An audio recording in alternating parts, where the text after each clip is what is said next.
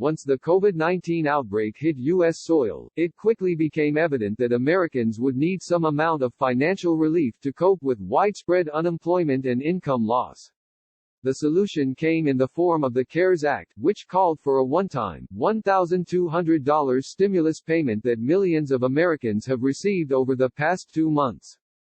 But many people blew through that stimulus cash quickly, and with the jobless rate hanging tight in double-digit territory, it's clear that Americans need additional relief. Democratic lawmakers agree, and so they've introduced the HEROES Act, which calls for, among other provisions, a follow-up round of stimulus cash that's actually more generous than the first. Under the CARES Act, stimulus payments were worth up to $1,200 per qualifying adult and up to $500 per qualifying child under the age of 17. Under the HEROES Act, stimulus checks will be worth $1,200 per qualifying individual, children included. And while that benefit maxes out at 3 children per household, it means some families could be in line for a $6,000 check if the HEROES Act passes a Senate vote.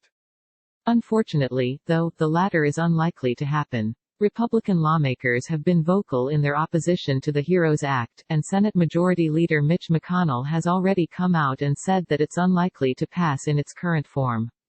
Still, that doesn't mean the public should give up hope on a second stimulus package. In fact, news on a follow-up stimulus will likely be available in July, which would at least give desperate Americans something to look toward.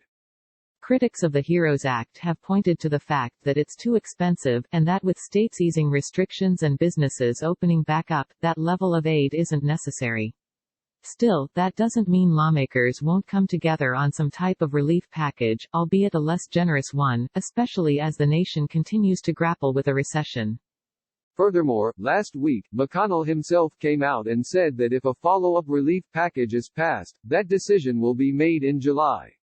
Granted, that doesn't mean stimulus checks will actually go out in July, but if a relief package is decided upon next month, Americans could conceivably find themselves on the receiving end of a second stimulus payment by August, especially now that the IRS has a tool in place for non-tax filers to register their banking details in order to get their money via direct deposit.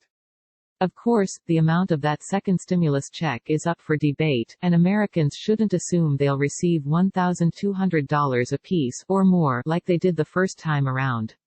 Additionally, McConnell has expressly stated that if there is a second round of stimulus payments, recipients can count on it being the last one they get their hands on as they grappled with the COVID-19 crisis. That may not be the news desperate Americans want to hear, but a second and final stimulus check is still better than no additional relief at all. The Motley Fool has a disclosure policy.